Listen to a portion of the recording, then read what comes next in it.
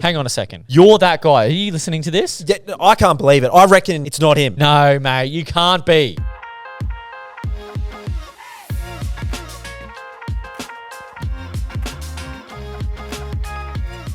All right, welcome back to another episode of Confessions of a Recruiter, and we are joined by Simon from Cemoh. That's gonna get old, very old, very quickly. I'm gonna cut that out. Sorry for anyone that's just tuning in and never heard that sound before. We've just got a couple of little sound bites in these pads that we bought a new mixer, and we're just playing around with them. So if there's any, Took us 18 months to find it out. Yeah, if there's any weird sounds, look, it's natural. It's natural. But thank you for joining us. My pleasure. My pleasure. So let's get started. You have a very interesting background. You started firstly your recruitment agency without having any recruitment experience. Yep. So let's just start there, because our audience are recruiters, recruitment agency owners, and the idea of starting a recruitment agency with no recruitment experience is foreign. Insane. How do you do that? What was the thought process? So I take a step back. I originally ran a full service marketing agency for about 6 or 7 years. In about 2016, I sold that, got rid of that, and then I went out consulting on my own, which was great. And then I bumped into my business partner, a guy called Matt Clarkson. Matt's completely the opposite of me, so I'm sort of strategic, creative, big idea type thing. He's more detail, facts, data, those kind of things. And he's a marketing person as well, but he's also a software engineer, so he can build software and apps and all those kind of things. So we then just started consulting together, and we evolved into this kind of little digital marketing consultancy. And we picked up some clients, and we were doing quite well, and we had a little office in West End, and it was me and him.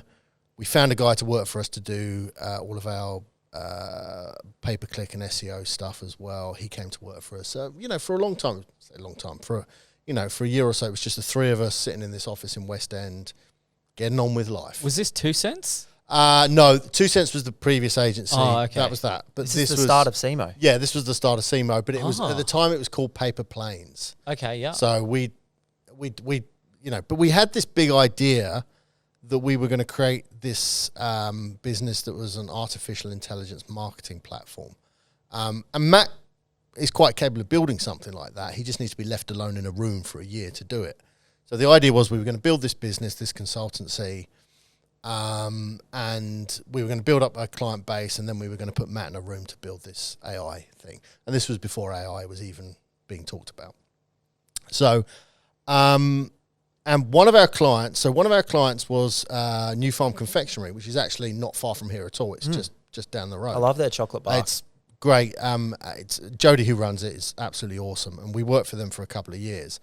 And then February 2020, which if you remember was the month before the pandemic went completely bonkers, Jody came to us and she said her marketing manager had just quit, and did we have somebody that could help her out with just day-to-day marketing stuff, posting on social media, sending in EDMs, all the kind of stuff that a marketing person, an internal marketing person would do. And she said, I'm going to go and recruit someone, but I just need someone to cover that role for 2 or 3 months. And we had another girl who was sitting in our office, Rebecca, who was quite heavily pregnant at the time. And she sort of turned around and went, I'll go and do it. I like chocolate.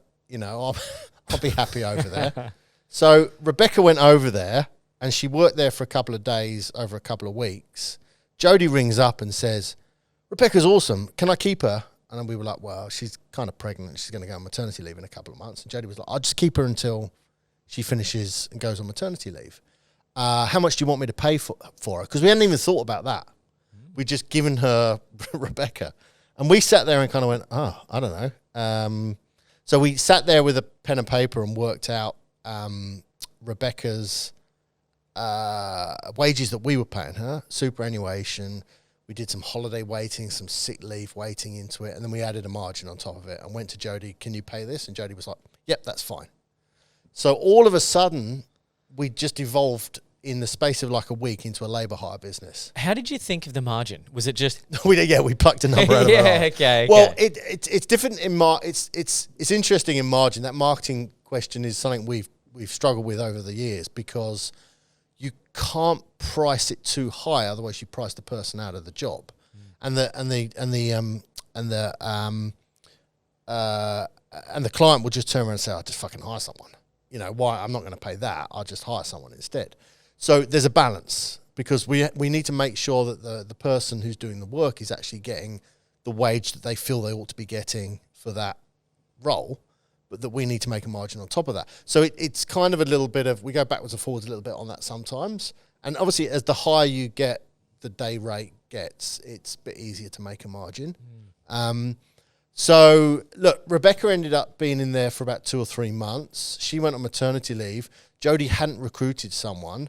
Another girl that was working with us called Sarah ended up taking over from Rebecca, and Sarah was there. Sarah ended up being there for 2 years. Wow. And at that point, as COVID hit and everything was going bonkers, Matt and I just turned around to each other and just went, this is a thing. People want this. People want to have a marketing person just for a day a week, and they want to pay. They don't mind paying a contractor rate, and so that was kind of where the labour hire component part was built from. And to cut a long story short, we then did a contracted job for another client, and they came back and were so happy with the person we put in there. They then turned around and said, "Hey, look, we need a full-time marketing manager. Do you know anyone that can do that for us?" And we were like, no, but we can find someone.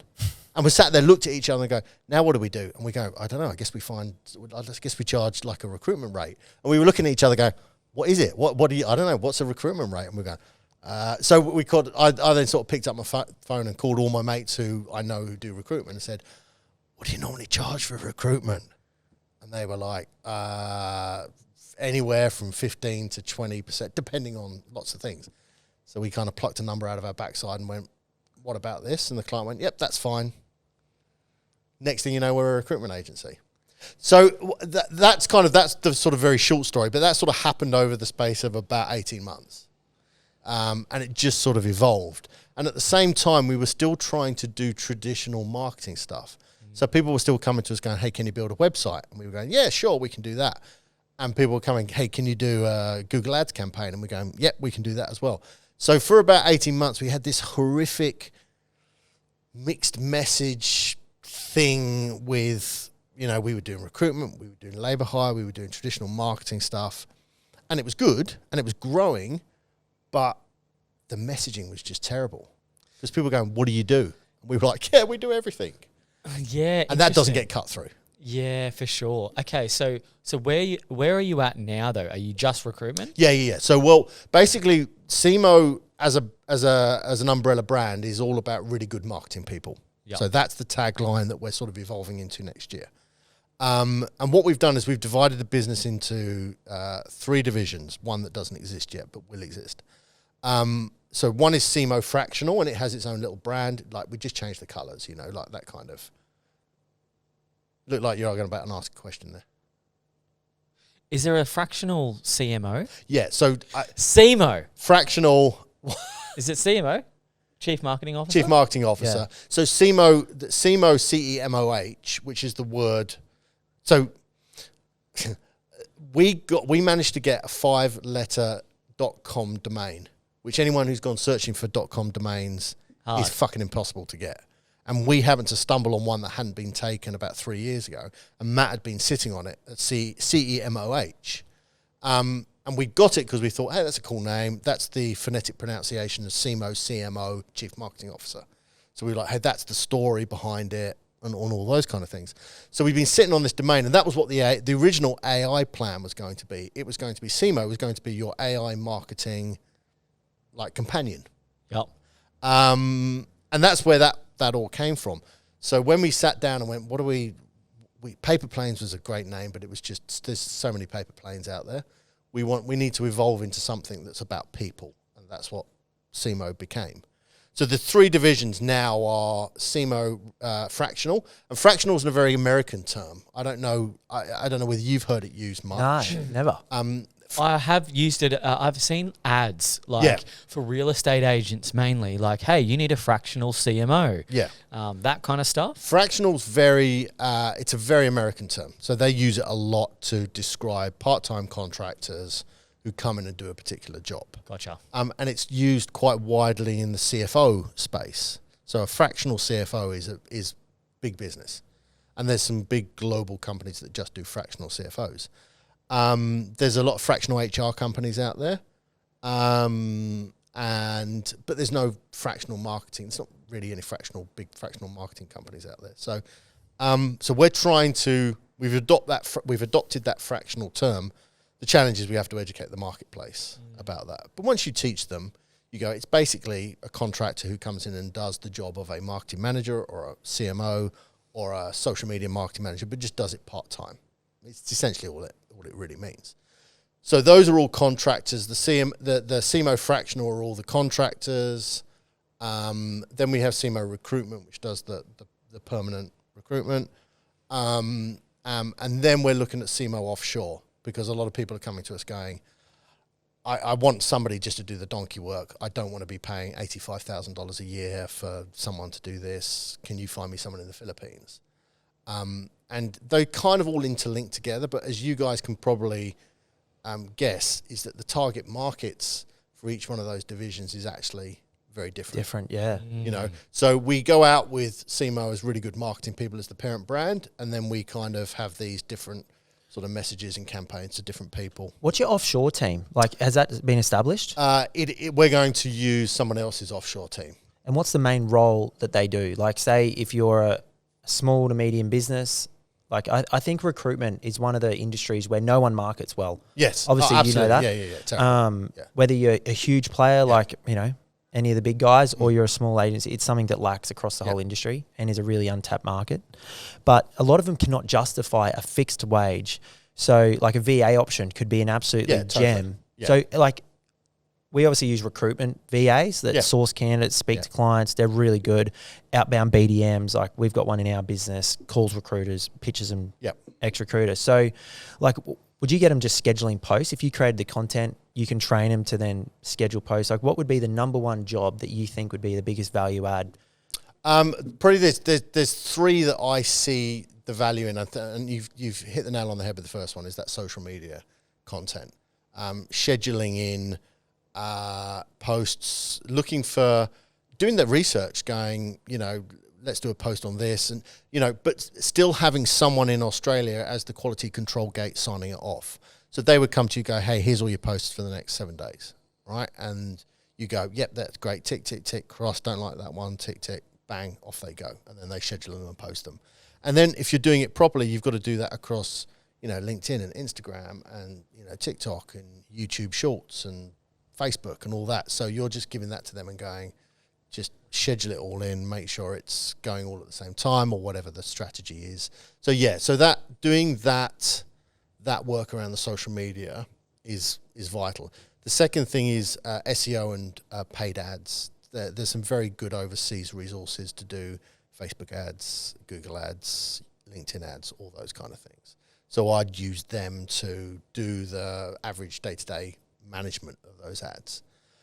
And then the third one is probably graphic design, creative, those kind of things. Oh, they're guns at that. Yeah, absolutely. And again, you know, there's always a limit to these, and you always need to have somebody, in my opinion, you always need to have somebody in Australia to be the quality control gate to make sure that what is going to the client is right and correct. It's no different to a recruitment setup. Like we're the consultant here in Australia, get the brief them. We're not going to just start, you know, whoever overseas interviewed them, just get them straight over. Like you're going to reassess and then... And the way the business works now with those kind of three divisions, or a way that will work with those three divisions, is they should feed off each other. So if I go and place, let me for example, we've placed a campaign manager in a big tech company. She starts middle of January, but she signed the contract this week.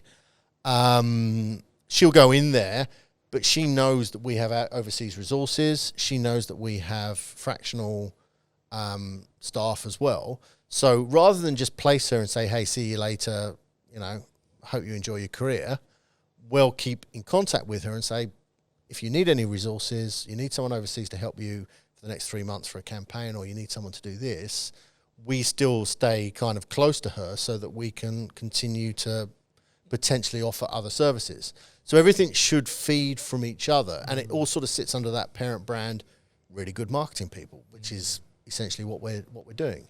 And then we're just saying to the business, however you want them, we can supply them in the format that suits your business. Nice. And how did you go working out your tech stack for recruitment, working out how to interview? Obviously, Look, I mean, I've done a lot of interviews in the past myself, so I kind of. When it started off just as contractors, honestly, I could pick them in about 10 seconds. There were some that used to come to us with their own website, the list of clients. I mean, look at their LinkedIn profile for 2 seconds. And I'd be like, I'll send, you know more about marketing than I do, so I'm going to send you to a client, and that's awesome. The tech stack we actually built, and this is where Matt came in, because Matt then built a system to manage the entire business. So he built this big search functionality so that people could come in and go, I need a marketing manager with skills in the property development business. So the system would go, okay, these 3 people are suitable for you. So he built all that. The system does all the contracts. It does all the invoicing. It's a big piece of software, and he's put a lot of time and effort into it. It's not quite right for how the business has evolved, and it needs to evolve with us. So that's, again, one of our jobs for next year. And then we've built an online community as well, and we used a white label tool, Circle. I don't know if you've ever used Circle's great, mate. Circle's wonderful. I've just got into Circle recently, actually. In someone else's group, or you're looking at in someone else's group? Yeah. Oh, and for us. I was thinking about it for us, but it just looks clean, easy. Yeah, it's really, and we're lucky enough because, again, I've got Matt, so we use Salesforce, and a lot of people don't use Salesforce because it's an expensive, it's expensive tool, and it's fucking hard to configure. Yeah. And Salesforce give you no help whatsoever. Yeah. So you end up paying for Salesforce and then paying someone else to configure it for you. But fortunately, I have him, and he can configure anything in about 30 seconds. So we're lucky in that respect. So he's built this platform. He integrated it with Salesforce. He integrated it with a couple of other tools. And that's been super helpful. We've got the Circle, and we've got 160, 170 people in our community there. Cool. So again, when we need someone, when I go out and go, what was I looking for the other day? Client is looking for a copywriter. So copywriters are big, even though AI copy is, but we've got a client that wants a technical copywriter that can write brochures, manuals, stuff that you can't get done through AI. And it's a 3-month contract. It might be full-time. It might just depend on the volume of work. So I go to that community and go, right, who wants this gig? And then within about 24 hours, I've got 3 people going, I'm interested. So I'm not having to do this trawling through Seek or, I'm using them as the network. And even if I can't find somewhere in the network, they'll know someone as well. So it's us building this network that we can go out to and go, I need this person. Can you find it for us? How do you keep, what's the expectations of them in the group? Do they know that it's purely just, hey, I'm here, it's like a job posting group? It's how do you keep it relevant, keep people engaged, excited? Because groups are awesome, but they're hard to manage. It's a challenge. And that's probably something we haven't done as well as we would have wanted to when we started off.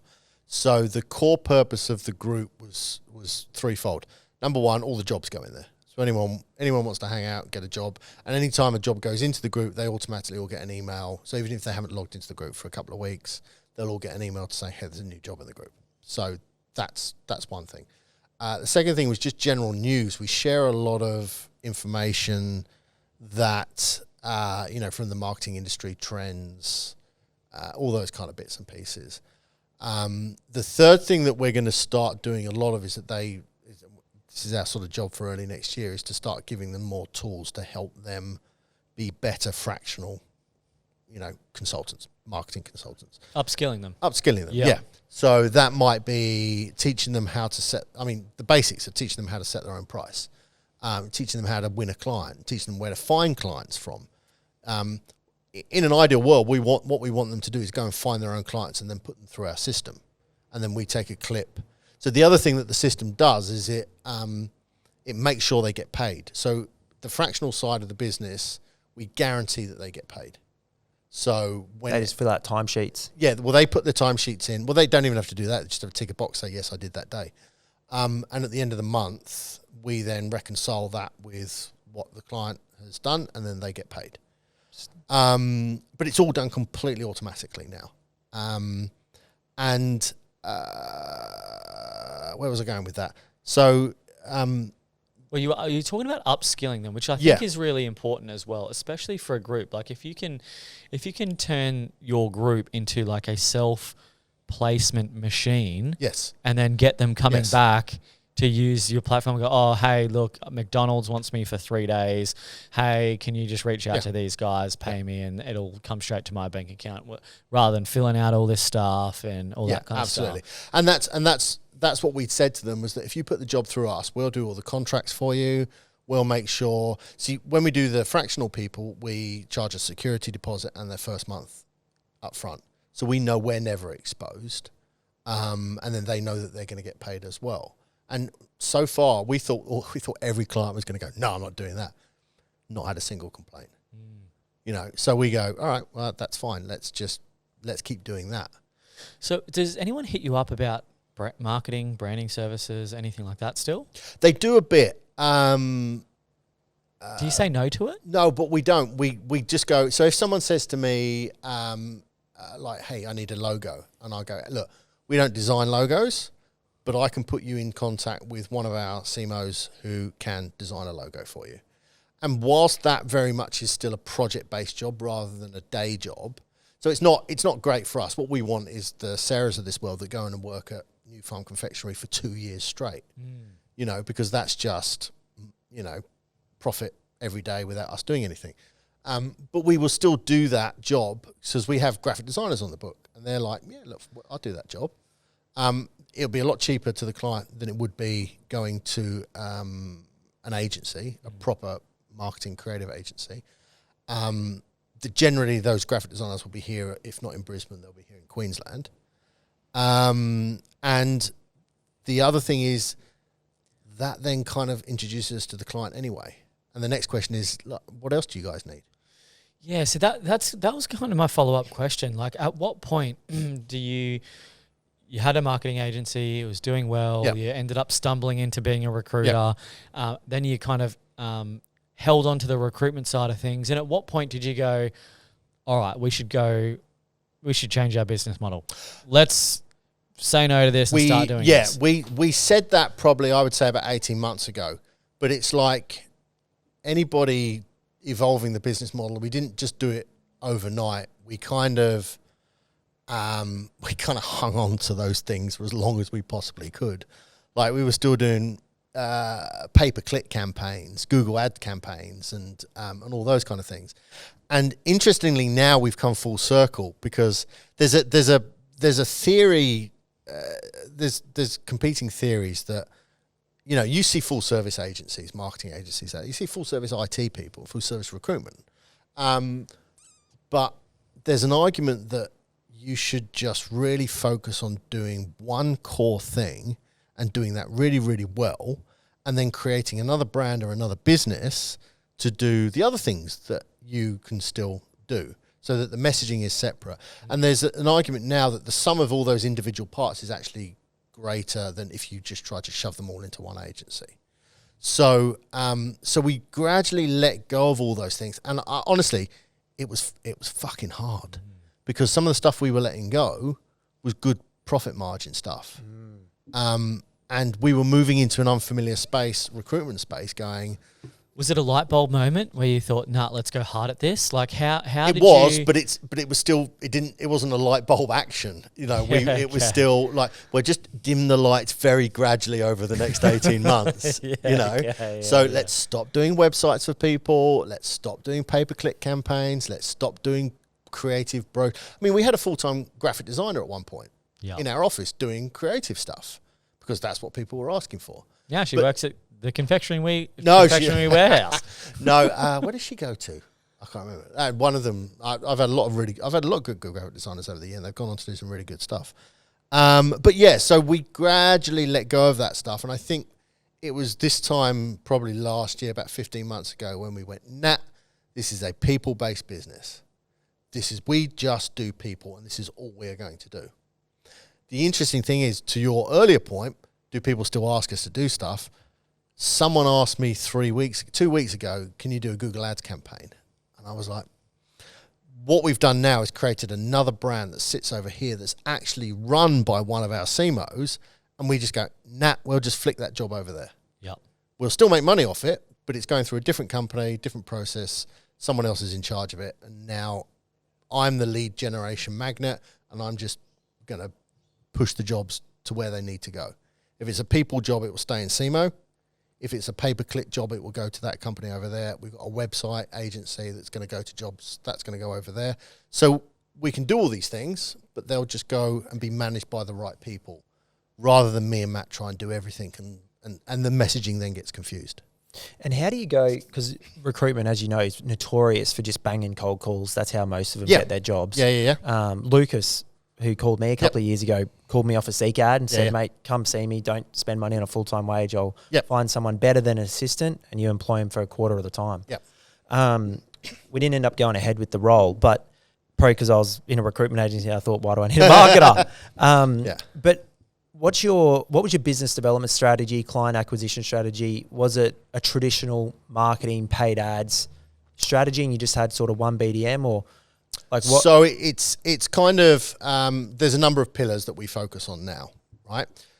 So number one is SEO, and I don't care what anybody says, people still go to organic results in Google. The challenge is marketing recruitment is mainly candidates going to that. It's not necessarily clients, but things like fractional CMO, those are clients going to that, right? So we focus on SEO and just developing lots of content for the website and all those. So is that just multiple landing pages, or can you? Yeah, multiple landing pages, lots of blogs, all those kind of stuff. So we're constantly putting content on there. We have a guy who does the writing for us, and then also case studies as well. I think that's something I say every business fails to capitalize on, is sitting there going, hey, this is how we have helped clients before. And I very briefly worked 3 months for a digital agency in Bowen Hills, and I never forget their website. It just had beautiful case studies, and I was like, you couldn't help be impressed. Is that really Orange good Digital? brands. Sorry, Is that Orange? No, it wasn't. It was they were called JSA, but they're not. I don't know what they're called now. They got bought out by someone and changed their name, I think. So, but case studies are really important, and we're just sort of trying to develop those. So SEO and case studies. LinkedIn, I've been smashing LinkedIn. As much as I hate Gary Vee, he's right. If you keep posting on LinkedIn and becoming, I have this theory, and I have this theory that there's a lot of people that read my stuff or watch my videos but don't actually comment and like and things like that. And I recorded a video for TikTok. I got some videos on TikTok. Not dancing videos. Should we get them up? No. No, they're good. They're good. I mean, one of them I did it's got 300,000 views. It's like, whoa. Wow. But I when I do them on TikTok, they'll download to my phone and then I'll post them on LinkedIn. It's the same content, same, And I bumped into this guy who I hadn't seen for about 18 months, and I bumped into him in Brisbane. We're just literally walking down the street, and all of a sudden he's walking alongside me and went, "Oh, fuck, Stephen, how are you?" And he's like, "Oh, I haven't seen you for ages." And we carried on walking together. We got to the lights and we were both going off in different directions. I said, "Look, mate, we've got to catch up for a coffee. Haven't seen you for ages." He said, "Drop me a line on LinkedIn. Next time I'm back in Brisbane, we'll go for a coffee." And just as he crossed the road and I went the other direction, he turned around to me and went, "By the way," he goes, "love the videos on LinkedIn." Now, he hadn't ever commented one or liked it or anything, but I knew then that what I was producing on LinkedIn was starting to get some traction. So SEO, LinkedIn for me, events is our big one. I'll come back to events in a second, but we do still do a lot of outbound, cold outbound. And not necessarily calls, but more emails. And I fucking hate it when people do it to me. I fucking hate cold But mate, emails. it works. It works So well. If you know how to do it, it's an absolute goldmine. The challenge I've always had with those is I don't mind doing it if I'm offering them something of value.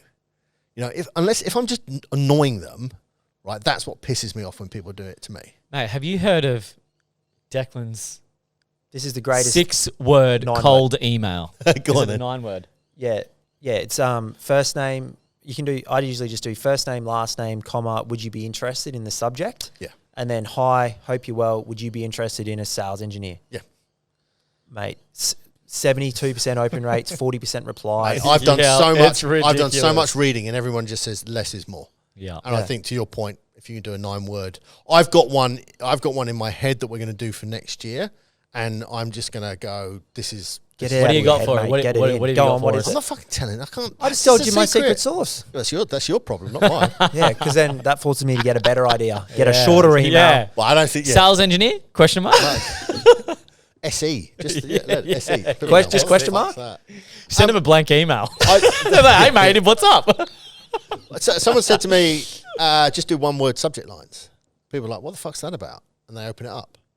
You know, but so I think cold emails work to a degree. You got to know what they're working for. So I just want to reply. I either want an automatic reply. I want their contact information and the small win out of it.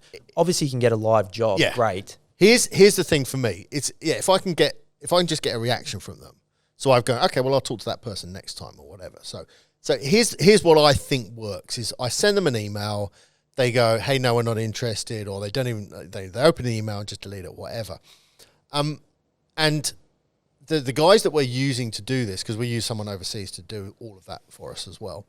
They were like, oh, should we send a 3rd email and a 4th email? I said, no, just stop after 2, because if they haven't replied after 2, I don't necessarily think badgering them is going to do our brand any good. That was always the thing with me. I was like, they're just going to be pissed with us, and then that's going to give me a bad name. And I've got 7,000 followers on LinkedIn, and I want that brand to be big enough that people recognize me. But then I was like, what we need to do is if we do send a 3rd email, it needs to be something of value. And the one thing that I did that worked was I did a 2-hour training session, whatever you want to call it, down at the Brisbane Business Hub. I don't know if you've been in there. It's in Queen Street. It's part of the Brisbane Economic Development Agency. It's their co-working space. It's about over 3 floors, but they've got these big meeting areas, and they've got. Is that the old yellow? No, it was something else. It was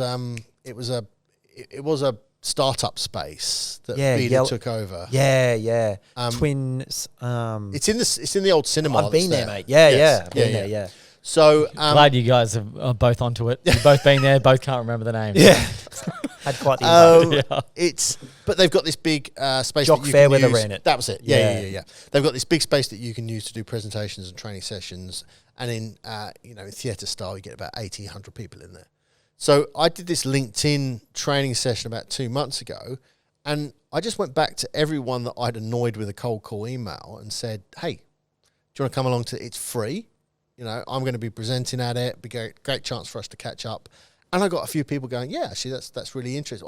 Then I got a few people going, oh, I'm booked out on that day. Are you going to be doing these again? Because I'd really like to come along. So I think if you offer value rather than just kind of a nasty cold call email, or at least you offer value on the 2nd or 3rd one, say, look, sorry, we couldn't work now, but would you like to do this? And for me, that's very much based around events and getting people to come together into a space where I can educate them, teach them, help them, support them, whatever it is. Or they can just come along and network in a fun environment. What's your event schedule like? What's your calendar for next year? So we do the educational stuff still with the Brisbane Economic Development Agency at the Hub. So I've got one lined up for early February in that, and then we'll do like one every 3 months there. We've got some that we're planning in with BDO, the big accountancy firm. Nice. So we got a relationship with them. They let us use their space. We put their logo on the thing, and everyone goes, "Oh God, they're associated with BDO. That must be good." So that really helps us as well. And how'd that partnership come about? Lucas, he happened to train at the same gym as the BDO BDM, and he got talking to her, and she was like, "Yeah, let's catch up for coffee." Next thing you know, we did a big AI event for 50 people in their ballroom. And they're like, yeah, we want to, from them, they just want to meet new businesses, and they've got this ballroom and they're like, fuck, let's just use it. So we do educational stuff with the hub. We do it with BDO. I have an event called Dreamt. I laugh every time I say that. I should have come up with a better name when I first. Is that like a rip-off of LinkedIn? Or? Yes. Yeah, absolutely. Yeah. It's beer and networking. Okay. So we do this event every quarter where we put 96 people in a room because it's 12 tables of 8. And I force them to meet everyone else at the lunch. So they have to move tables and sit next to other people and all these kind of things. And we have a guest speaker. So the last one we did was 3 weeks ago. I would say 3 weeks ago, 2 weeks ago. And we did it at Tats Club. We had 96 people there. They pay $150. They get a meal, all the booze that they can possibly drink for about 3 hours.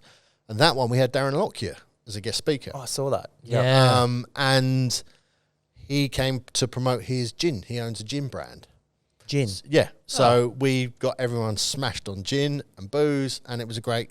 So those are the sort of the other things that I sort of try and invite people along to. That's more of a fun social thing. And then that would make waves. I don't know many recruitment agencies getting 96-person events every quarter. No, absolutely. And then the next one that we've got planned out, and what happened was I've recently brought on an event company to help me with this because I was like, I can't do all of this. And this event company's come in and she's gone, I'll happily do this, but I want to promote my company as well at all these events. And I'm like, fuck, you go for your life. So it's a win-win for everybody. And the other one is we've got an event that we're going to call, I think we're going to call it 20 for lunch. So it's going to be 20 people around a private dining facility in Brisbane, and they're all going to be people at the same level. So it will either be CEOs of businesses of a certain size, or it might be heads of HR and culture from different companies, but all from companies that, like of marketing a similar size. businesses, or Yeah, but no, just it'd be anybody. Oh, okay. So yeah. I've got.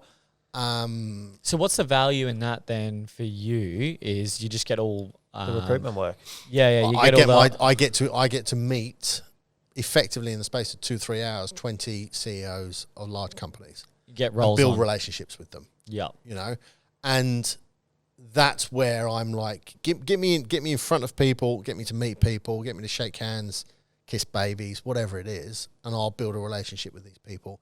And then I'll follow up the week later and go, hey, look, have you got any roles coming up? Can we talk to your head of people and culture? Can we get on your preferred suppliers list? Whatever it is. I would say 1 to 3% of recruiters would Think like this. Yeah, would be a little bit more deeper with their industry entrenchment, I guess. Yeah. And so I'm not sure. Is this because you're a business owner and you're probably thinking a little deeper than just like picking up a call, getting a client, hitting your targets, or do you think this has come naturally from your marketing agency experience, I think the events and all that? It's because I'm a marketer. Yeah, it's because I'm not a recruiter. And I think I'm a marketer first and a recruiter second. Whereas I think if you go out into the industry, most of them are recruiters first, and maybe they're not. They're just recruiters. Even the business owners that start the agency. Absolutely. They're recruiters. It's but that's I'm thinking from a marketing perspective all the time of going, how do I get? Honestly, I've built marketing strategies for clients in an hour on a piece of paper and gone, here's everything you need to do. Go and do it. And I remember I did that, a couple of months back for a small business out in Brookfield. And she looked at me, she goes, nobody's ever done this before us before. I'm like, well, they fucking should have done. So here's your plan. Go and do it. The next thing is getting it actually executed, and that's another challenge. But I'm just kind of thinking all the time, how do I go out and meet more people? I want to recruit a PR person for myself next year so that I can say to them, go and get me speaking gigs. Go and put me in front of big groups of people, and I'll talk to them, till I'm blue in the face about how to help market their business. The big challenge is CEOs are great. CEOs are our target market. If we can get in front of CEOs and I can build a relationship with them, invariably we'll get work out of them in either part of the business. The challenge is something we've realised only 6 months ago, is that from the recruitment perspective, our target market are the people and culture, the HR people, and we've never dealt with them. And generally, HR and people in culture hate marketing people. They hate recruiters too, mate, to be honest. Yeah.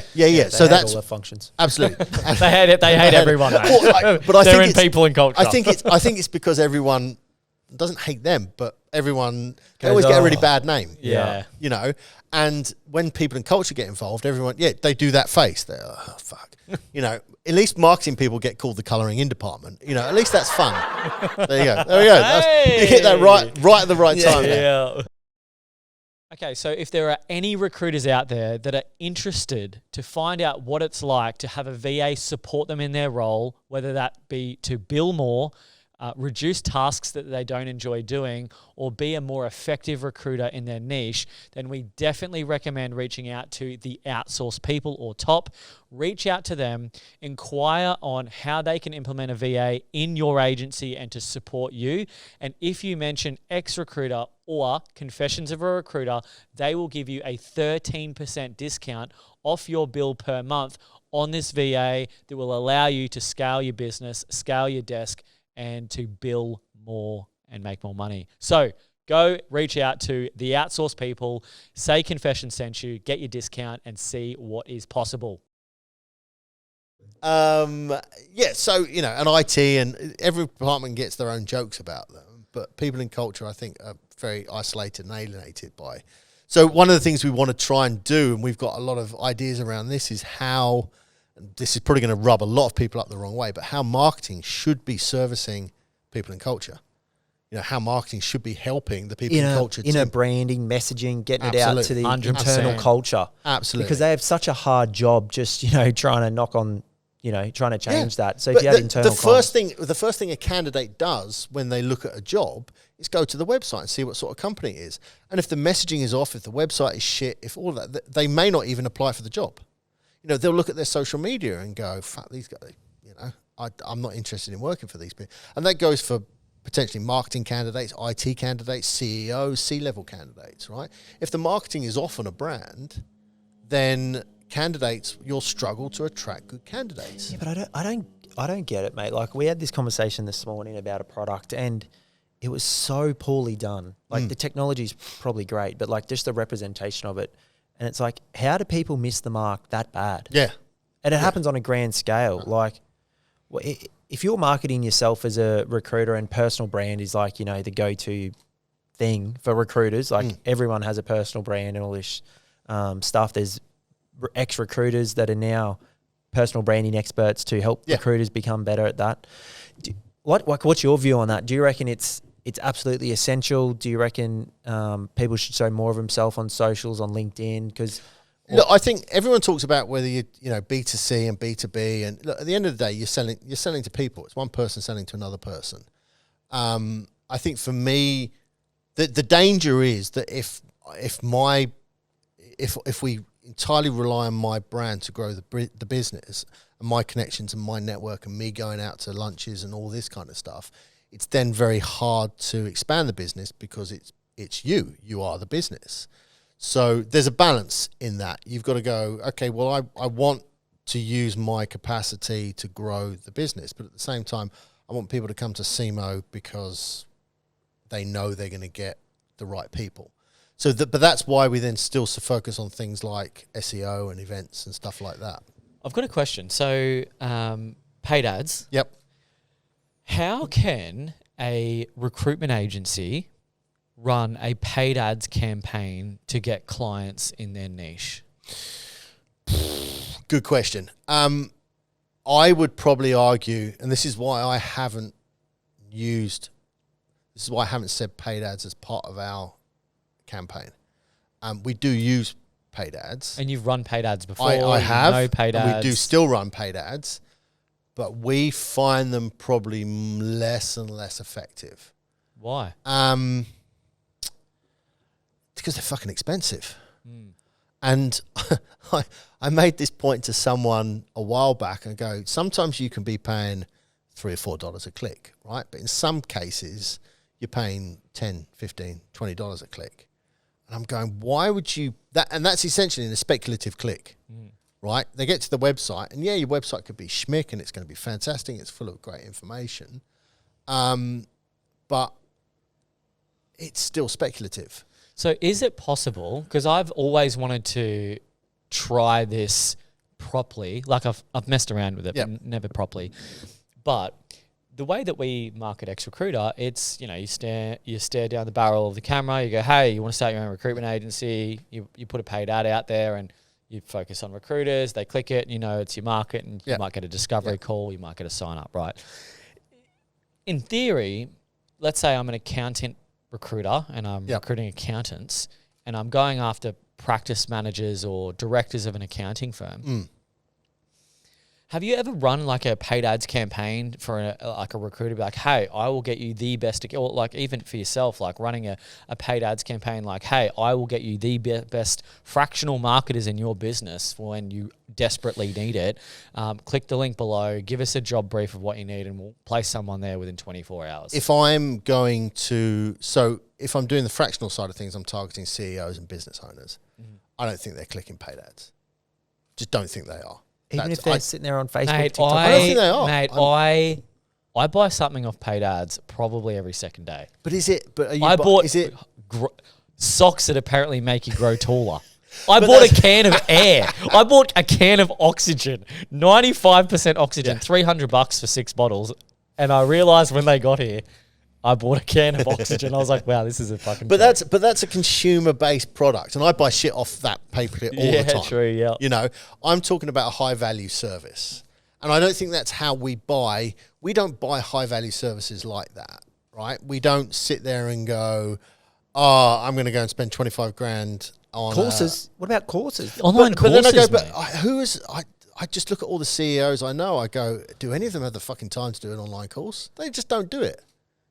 I don't know. We bought a 19 grand online course the other day from a Facebook ad. Well, mate, yeah, I mean, look, I always think, you know, I think of a guy that we've just placed someone in, and he owns a supply business that supplies a particular industry, retail industry. He supplies products, brings them in from China, sells them out to other retailers.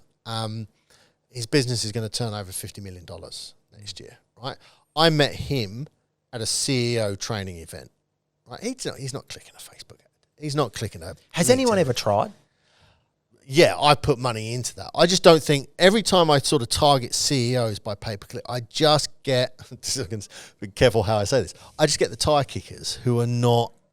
You know, I look at the serious CEOs who are running big businesses whose work I want, and I go, how am I getting through to you?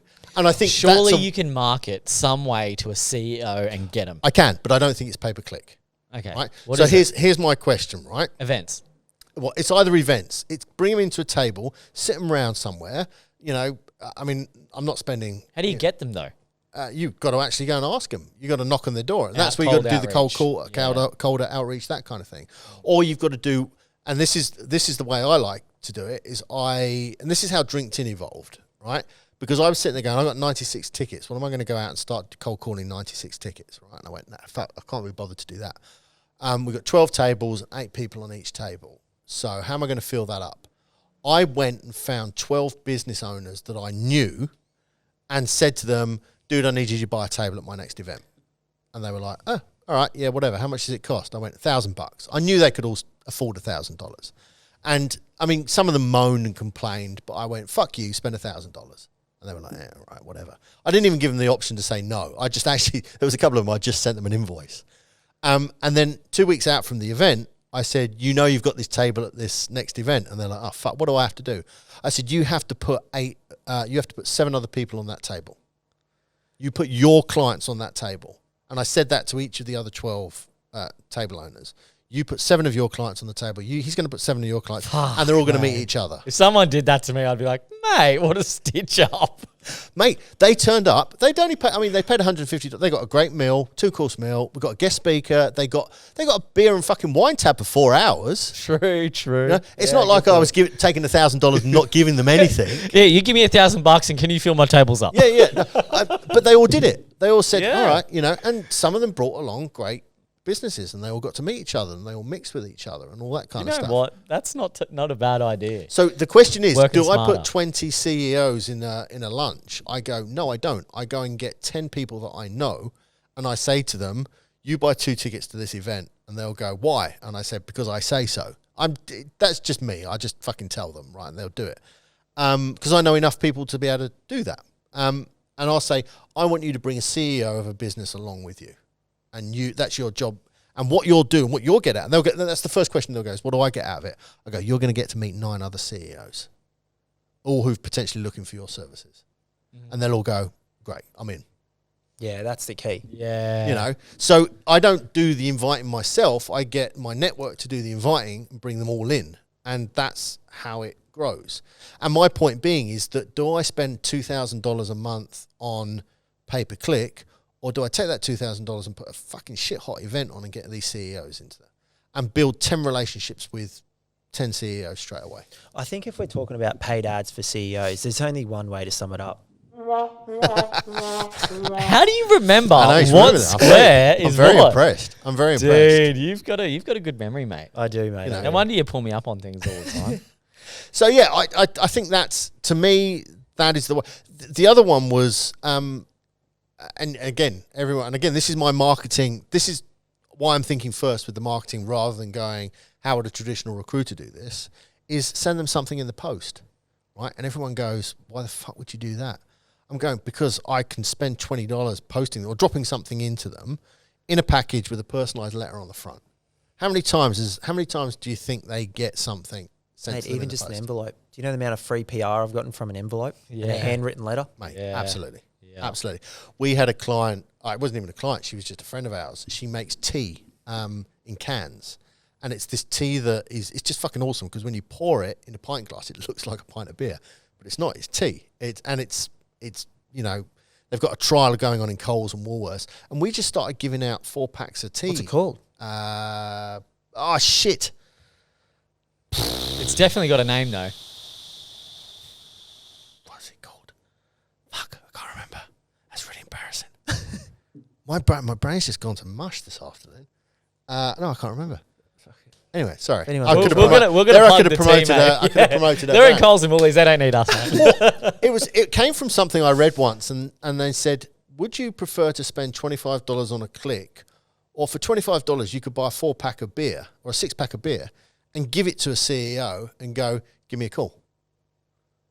Now, I didn't do beer because I was like, what if I'm giving a 6-pack to an alcoholic? That's not going to go down well, right? But Maybe it will, mate. maybe it will do. But my question, back to you guys, if you sat there and gave out 106 packs of beer and a handwritten letter and spent 3 or 4 days on the road just driving about, dropping them off, to target clients that you wanted to get on board, and you sent 100 of them out, and that cost you, I don't know, what, 5 grand, 10 grand, to do that. What do you reckon out of 100 you would get? Oh, you'd get at least 10%. How much do you think you would get if you spent that money on pay-per-click? Who the fuck knows?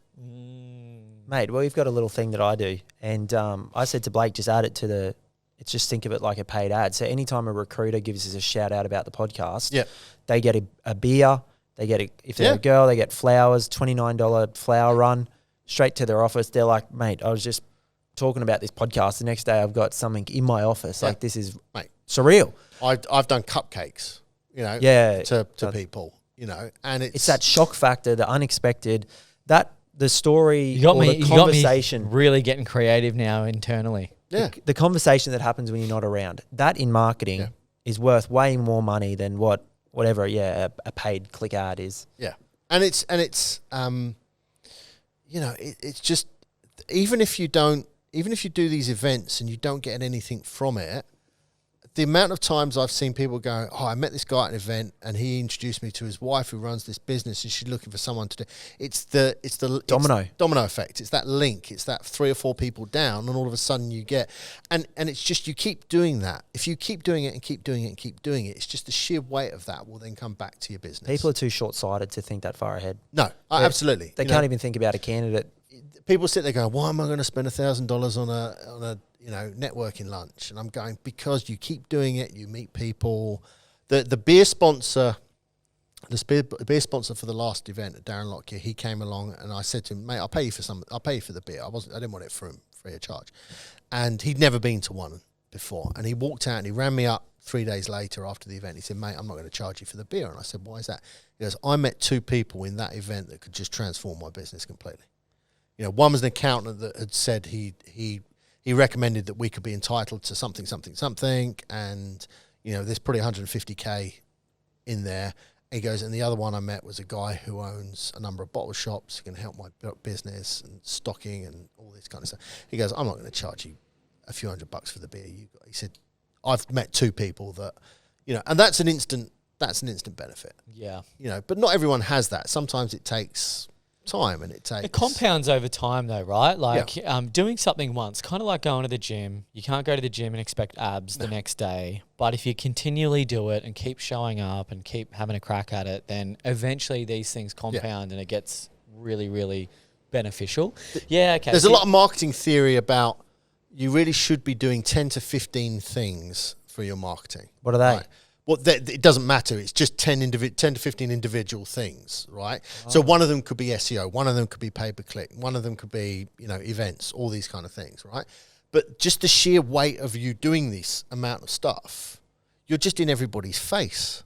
And you can't then be ignored. And as long as you've got your messaging right and you're clear at what you're doing and your website looks good and you're following up, you know, you're not getting an inquiry and then calling them back 3 weeks later and going, sorry, I missed your email, right? If you do that sheer weight of things, I think it was an experiment Virgin did where they gave like, I don't know, 10, 15 teams, they gave them each 10 grand to do something. They all went and did something. And what happened was they measured them all, and 3 of the things that these teams did worked really well and got lots of coverage and lots of visibility. So what they did was pour more money into those 3 things. But they still carried pouring money into the other things that weren't working as well because they just assumed that this massive network effect of their marketing activity was contributing to the growth. So that's what I would say to, you know, recruitment companies out there who are solely reliant on something like, outbound cold calls, you know, are just missing a massive trick. Do something else. Just draw attention to your brand. You know, even the little things like making sure people are in fucking uniforms when they meet clients and things like that. Says the man sitting here in, you know, shorts and a t-shirt, but you know, but that's the sort of marketing. I think the reason, you know, we've been relatively successful so far is that I'm approaching this with a marketing brain as opposed to approaching it with a recruitment brain. Yeah. So do you think because you've got a marketing brain going after marketers, replacing marketers, it all kind of loops into each other and you can really hit it quite well? Yeah. I mean, I'm now. And I know recruiters can write job ads and job descriptions and position descriptions and all those kind of things, but I kind of know it better than some of them, you know, and... You should do. You're in the industry. Yeah, absolutely. Yeah. And I think now they come to me, I think where I can go in, and this is, I think, where we really stand out, is when we walk into a business and someone goes to us, I know, and this is what we get a lot, and whether it's even in the recruitment or the fractional space, they go, we know we need help, but we just don't know what it is that we need. I've had that conversation 100 times, right? What I can add to that is go, I will now come in here and look at this from a marketing perspective of what you need, and then we can help you find those people. Whereas if a recruiter walks in, a recruiter is potentially going to have to be led and explain what it is that they're not going to be able to see the problem in the way that I see the problem. And they're not going to add as much value as I think I can add when I walk in and have that conversation. Yeah, 100%. So that's kind of where I think we differ. And Matt's the same as well.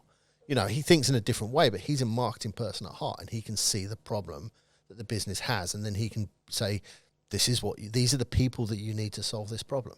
So what's your spend on marketing your marketing recruitment agency? Do you have like a general budget that you spend on events, SEO? Like, what's generally a budget that you think would be right for a 1 to 5 person agency? Okay, so if anyone ever asked me this question about how much money they should spend on marketing, my answer is generally the same, irrespective of the industry that they're in. The answer is generally 5% to 10% of your revenue. Okay, should be spent on marketing. But that varies depending on your industry. Software has much higher, fatter margins. Consumer goods have much lower margins. It also depends on the size of the business. So I've seen software companies that spend 100% of their revenue on marketing because they can, because they're well funded right at the start. If you look at somebody like Woolworths, you would expect that they spend a big percentage of their money in marketing because they're just doing so much all the time. But Woolworths' net percentage profit is only about 3%, despite the fact they make a fuckload of money. Wow. So they're not going to be spending that huge amount percentage on marketing. But 5 to 10% is generally a good benchmark. But it all depends on, because it's a longer conversation, cost of acquisition, how much is a client worth to you? Mm.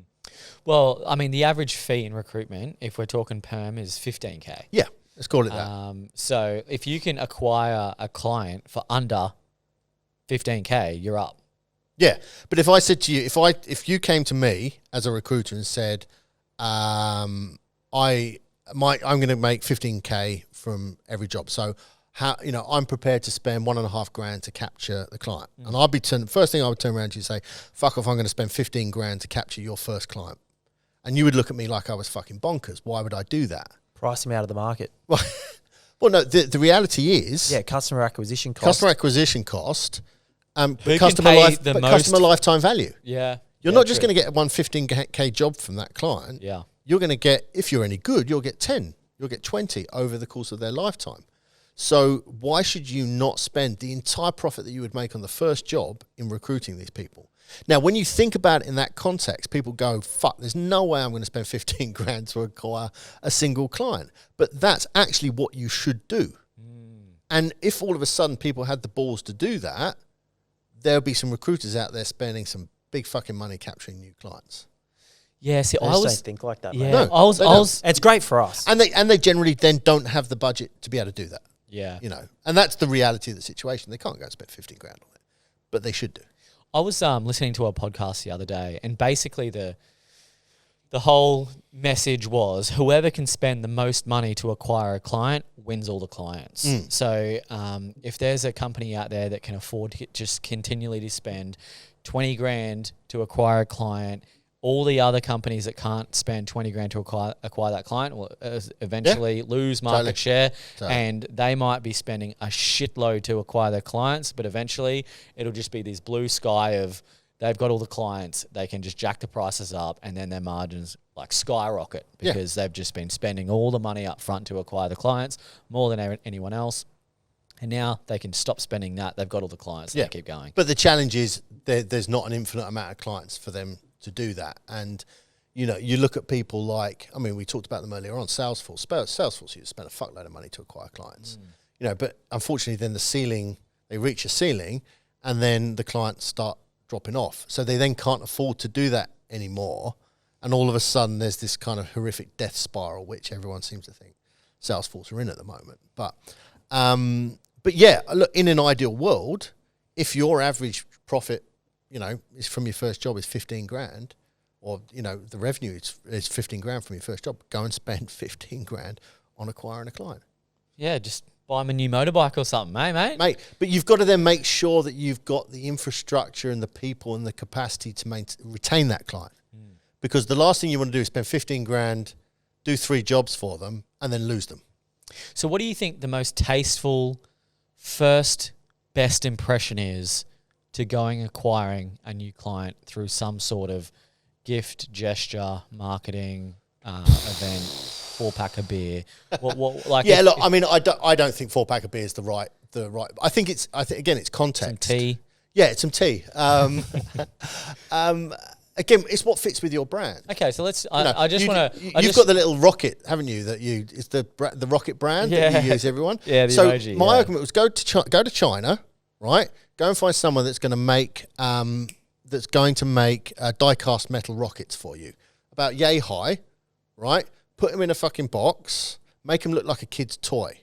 Right, send them out to all the clients or all your prospect clients, and hopefully what you'll find is that most of those clients will have kids. And what will they do with that rocket?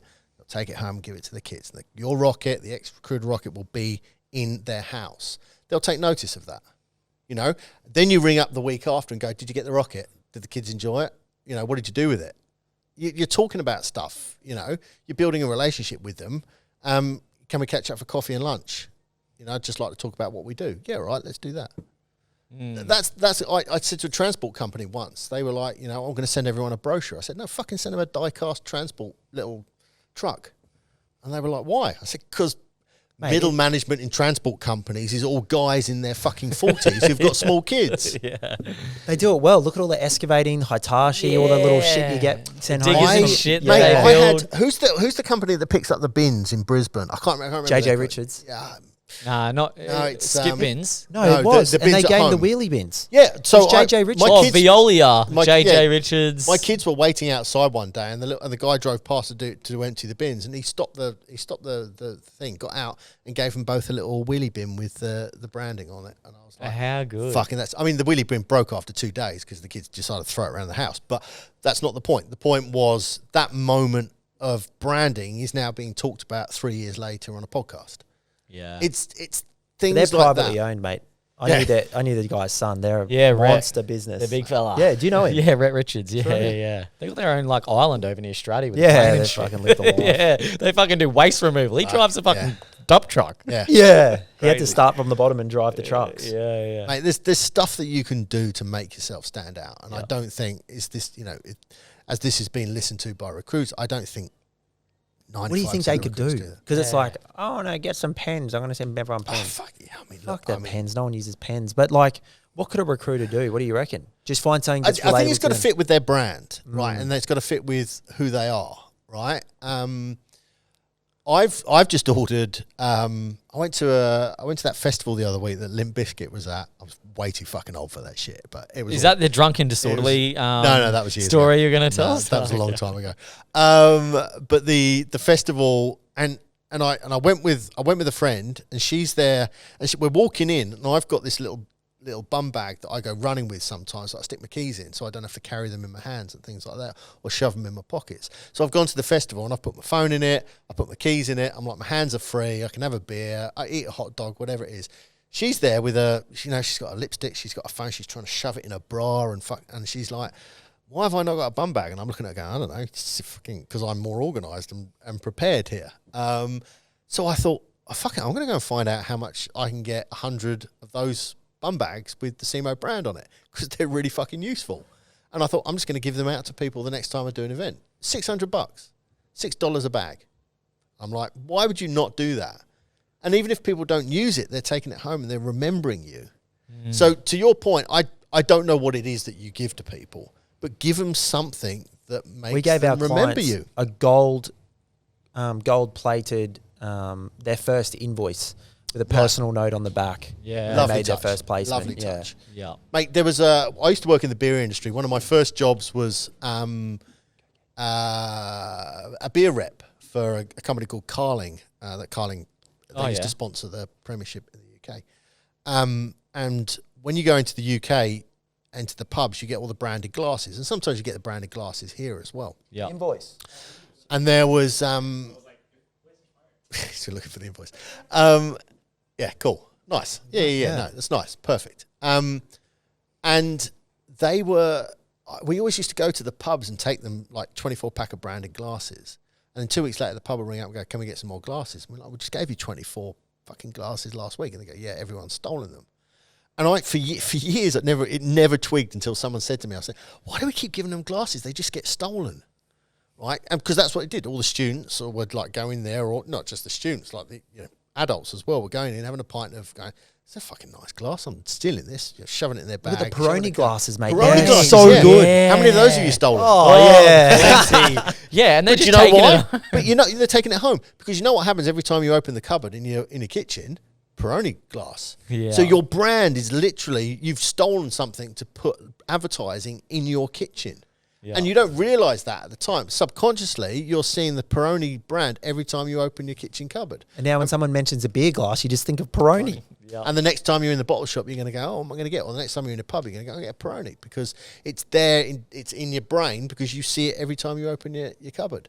So again, going back to that and taking that lesson to a recruiter and going, what can you give your target clients that they're going to see your brand every day? Now, I don't know what that is. I've got one for Jack at Yakka. Imagine he works in Parks, New South Wales. Right. The city of the dish. A the dish. town of the dish. Right. And create him a little dish. And everyone gets a little dish to put on their thing and it says Parks. I did something. We got boxes of like little DL sized notepads. I just give those to everyone. Everyone fucking loves them. And what happens? They just sit on their desk. They always leave them on their desk. So, I mean, pens, you can sit there and say pens, no. But something that's going Put to pens sit with something. Sit on their desk all the time that they're going to use all the time. I don't know what that is, and it's going to change business to business. But that's why you still get magnets for fucking plumbers and electricians that you then chuck up on your fridge because then you see it all the time. For sure. So, there's things that people should be doing that's We got to get bigger on than Alibaba after this and find some shit. Mate, there's a lot. I'm already doing that. There's right a lot now. of good things. Yeah. Oh, Mate, I'll show you some pickies actually. I won't press another button. But mate, that's awesome.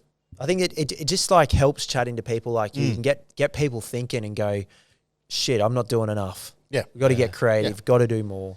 It's the dedication. So if you're a business owner, everyone goes, I tried marketing, it didn't work. I'm like, well, it didn't fucking work the way that you did it. All marketing works.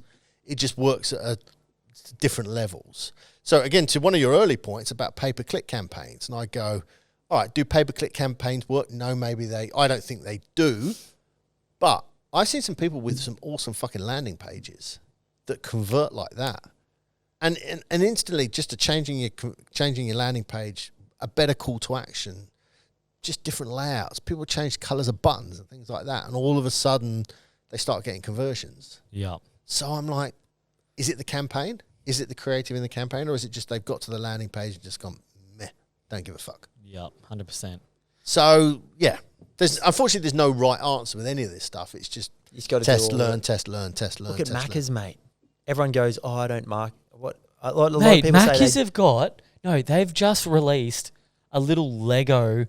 You can now buy a little Lego McDonald's thing that's a glow in the dark, and you can put together a little McDonald's store in Lego, and they're giving it out for free with Happy Meals now. Yeah. Some hectic new Lego McDonald's store where kids can go, mate, that's a perfect bean in the house. what a partnership. Oh, mate, that's so good. I use McDonald's anytime I get up and have a conversation about marketing, right? And if I said to you, think about all the things that McDonald's have done just this year alone.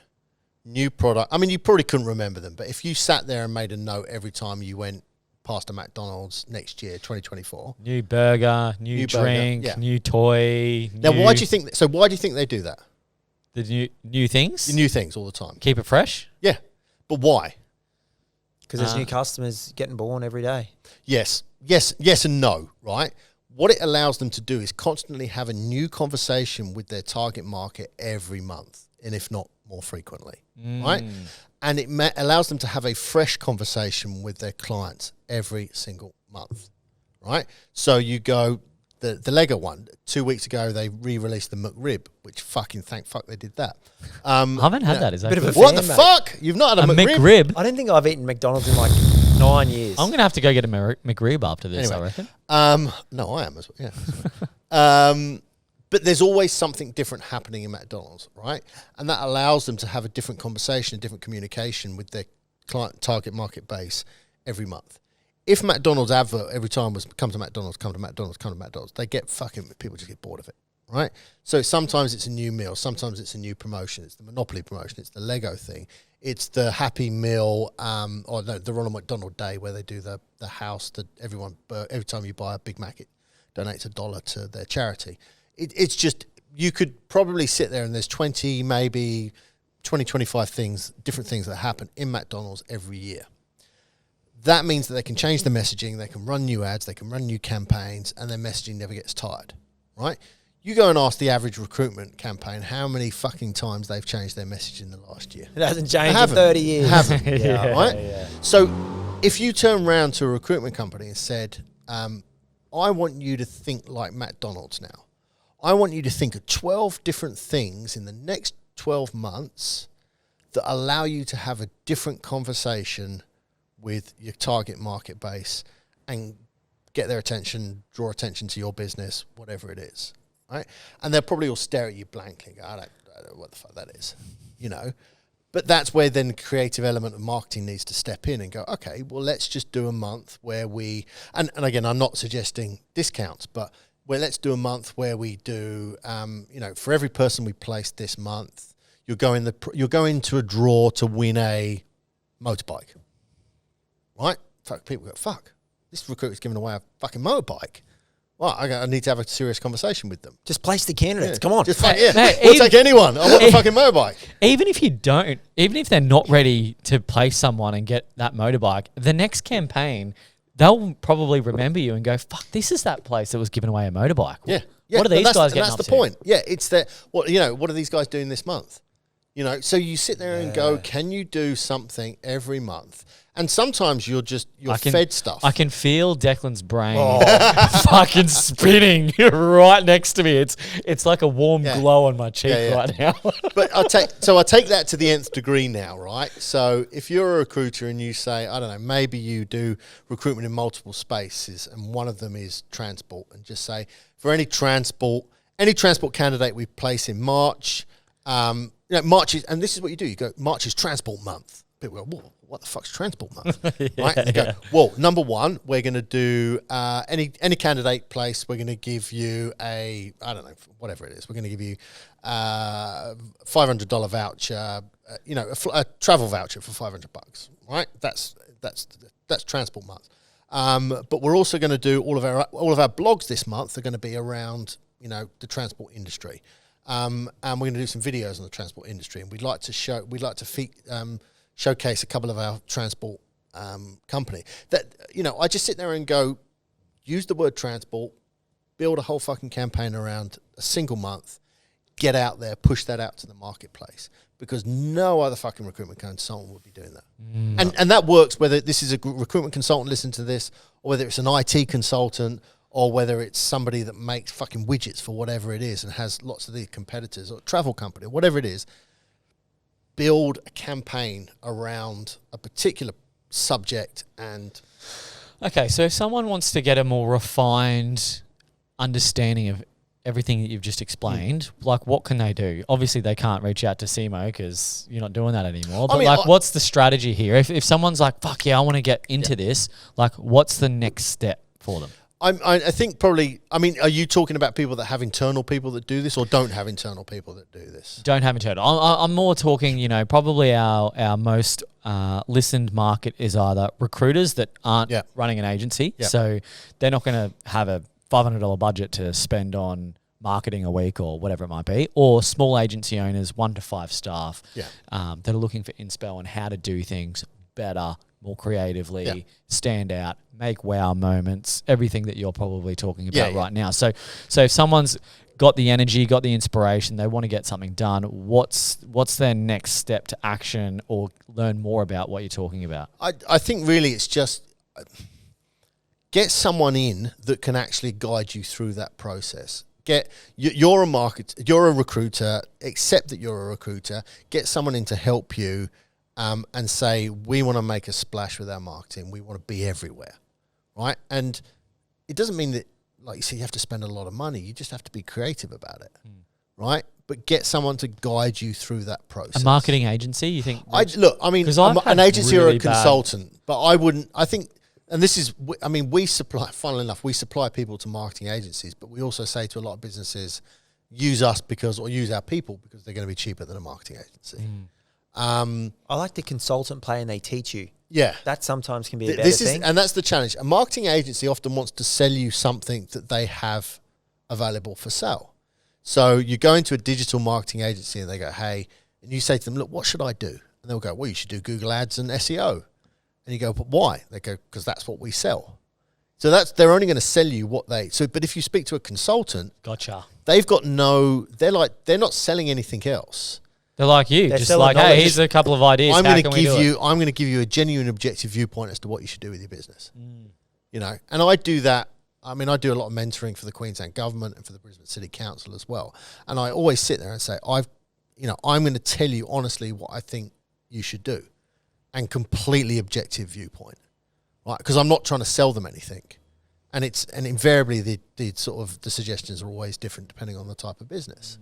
So I think realistically, it's about building that plan and going through and how are we going to make a splash. That's the thing. If they want to do it on their own, get a piece of paper and write down the 12 months of the year and go, how are we going to make a splash in every single one of those 12 months, right?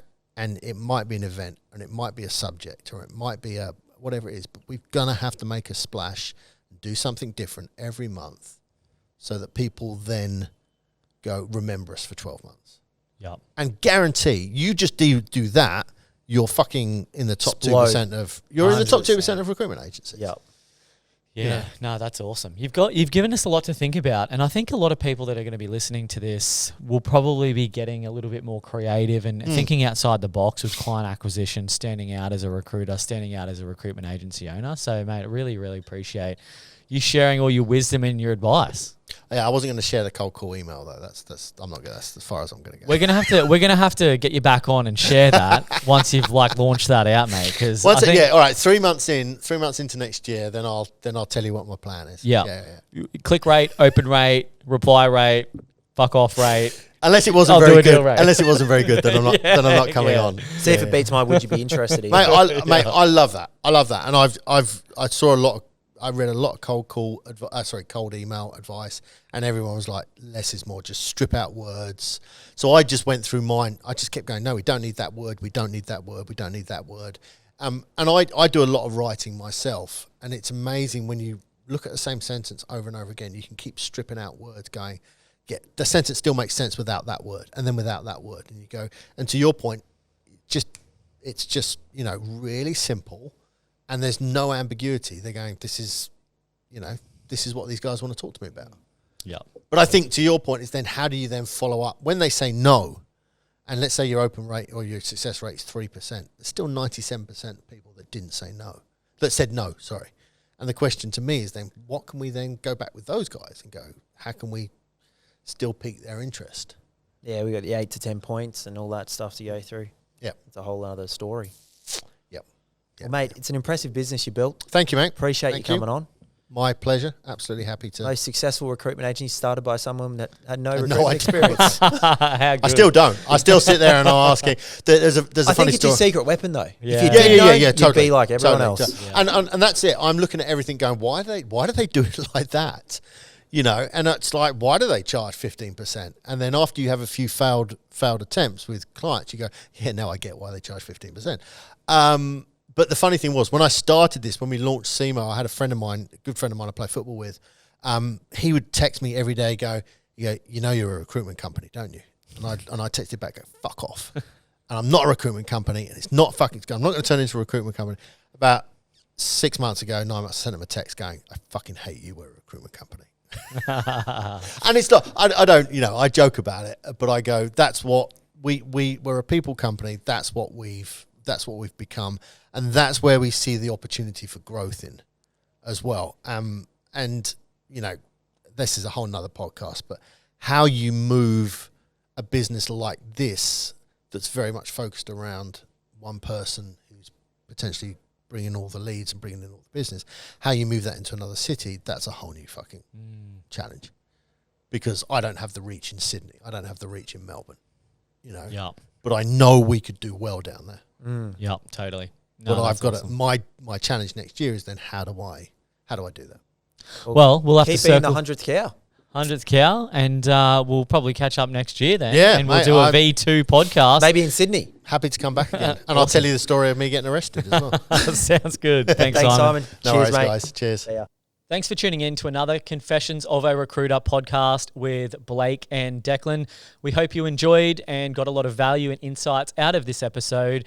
If you do have any questions or you would like to recommend someone to come on the Confessions podcast, we would love any introductions. And remember the rule of the podcast: like, share, and recommend it to a friend. Until next time.